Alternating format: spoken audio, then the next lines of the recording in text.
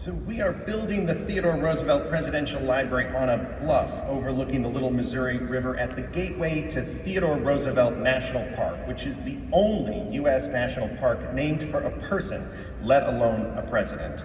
A place where TR himself said it is a land of vast silent spaces, of lonely rivers, and of plains where the wild game stared at the passing horsemen. This is not a typical presidential library. It is not built of granite in a capital city. It is born of soil and sky. It is of the land. The library, as we say, is the landscape. And it is because of that, it invites a different kind of engagement and experience. It calls you to listen, to reflect, to act, to find yourself in the Badlands, just like TR. Theodore Roosevelt came to the Badlands in 1883 to hunt buffalo. He returned in 1884 to mourn. In the span of a single day, he lost his mother and his wife. To outrun grief, he saddled up and rode into the wild. Black care, he said, rarely sits behind a rider whose pace is fast enough. It was in North Dakota, the frontier, that Roosevelt found strength, not in solitude, but in purpose. He worked along ranch hands and cowboys. He faced blizzards, coyotes, and long, silent nights. He forged bonds and friendships that lasted a lifetime, and it was here in North Dakota that the seeds of his conservation and sustainability ethic and civic courage took root. That is why we are building the Theodore Roosevelt Presidential Library in Medora, North Dakota. Not only because Roosevelt came here, but because he was made here. We believe the land itself is part of the story, and we want the library to inspire visitors to be participants, not just remember history, but to enter it. The library is designed by Snøhetta, the renowned architectural firm behind the Norwegian Opera House in Oslo and the National September 11th Memorial Museum Pavilion in New York City. But this building doesn't rise above the landscape, it melds into it. The roof is a living prairie. It echoes the 65 million years of geologic history spreading out like a textbook around you and calling the visitor to adventure. It echoes the hills, and we're building to meet the living building challenge, which means generating our own energy, treating our own water. It means that we will do it all in harmony with nature. Zero waste, zero water, zero emissions, and zero energy. It is the most rigorous conservation standard a museum has ever undertaken in the world. There are just 35 buildings in the entire world that have achieved the full LBC certification, and 20 of them are private residences. Not one is a 100,000 square foot museum on 93 pristine acres.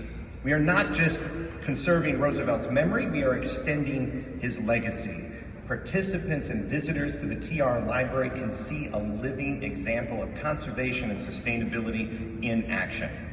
And while we are also rooted in place, we are connected to a larger journey. The library forms a new TR triangle, connecting Yellowstone National Park to the west, Mount Rushmore to the south, and the library in the east.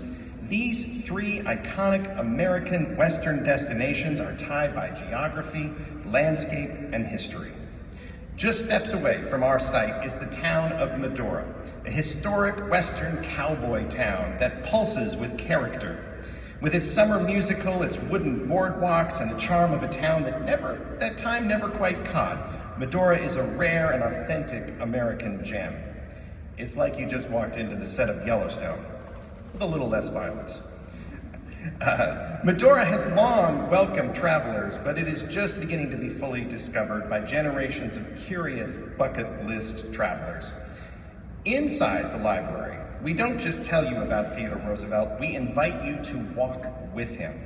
Your journey begins not in the White House, but in a warm Victorian parlor in New York City. A sickly boy named T.D. reads adventure stories while his mother Mitty spins tales from her time in the South, and his father Thee, a northerner, instills in him a sense of responsibility, empathy, and civic duty.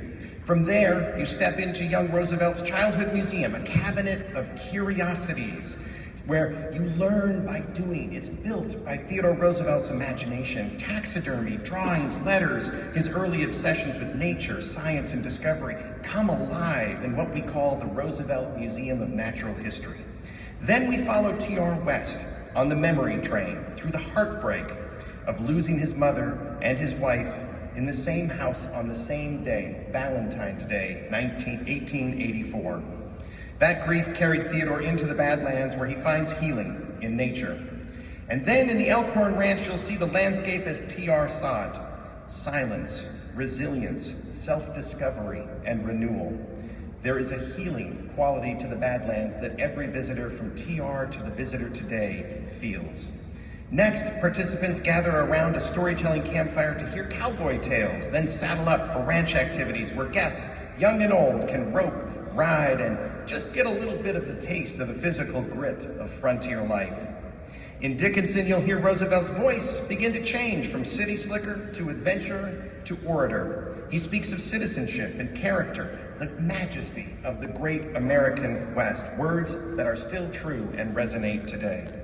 From there, we head into the rough and tumble world of New York politics and then into war. You'll step inside a pre-battle tent, then charge up Kettle Hill with Roosevelt and the Rough Riders, the ragtag group of cowboys, elites, professional athletes, Buffalo Soldiers, and Native Americans who fought in the Spanish-American War. You'll feel the weight of T.R.'s command and the pride of courage.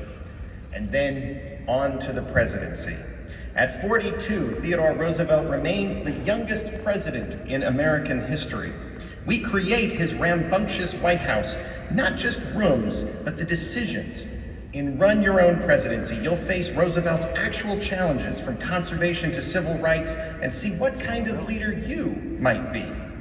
You'll meet the White House gang, his 6 children, and his many pets: Josiah the Badger, Emily the Snake, Algonquin the Pony, and the family room. You'll see the heart behind his public life, his partnership with his wife, Edith, his unequivocally entertaining daughter, who is known as Princess Alice.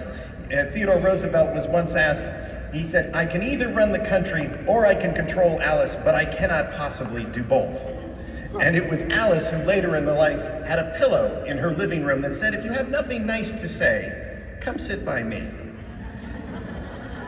We don't stop there. You'll experience T.R.'s his post-presidential life, his expedition in Africa, going down the River of Doubt in the Amazon, and the campaign trail as a bull moose candidate independent in 1912, surviving an assassination attempt and going on to give a 60-minute speech with a bullet lodged in his chest.